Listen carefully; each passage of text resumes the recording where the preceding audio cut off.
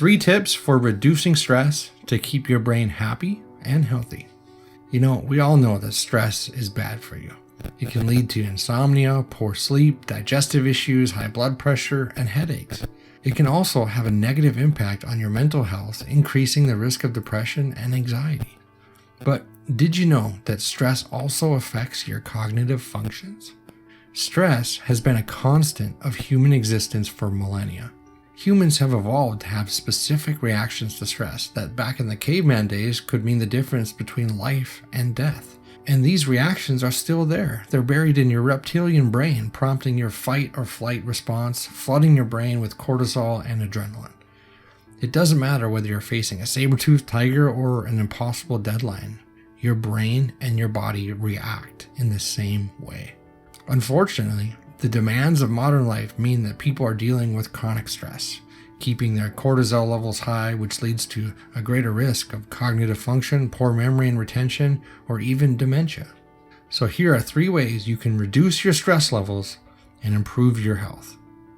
Number 1, recognize your personal response to stress.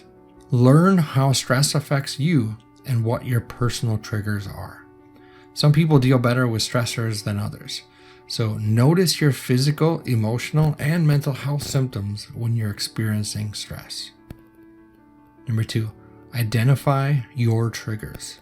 What stresses you out may be just dusted off by your partner, your friend, or a colleague. If you can identify what breaks you out in a cold sweat or raises your anxiety levels, then you can anticipate stressful situations and head them off at the pass. Or at the very least, learn to manage them better. And number 3, learn to say no. Most people nowadays feel overstretched and overcommitted. Much of modern stress comes from feeling disempowered or overwhelmed, as well as stress management techniques like meditation and exercise. Learning to say no confidently and positively is one of the most potent weapons you can use against stress. Once you know what triggers your stress response and how that response affects you, it's time to make self-care based choices. Work out what you want to say yes to in your life and let that drive your decision making about what you take on and what you don't. If you want more time to be with your family, take up a new hobby or exercise. Then you can choose whether you want to work late or take on extra responsibilities.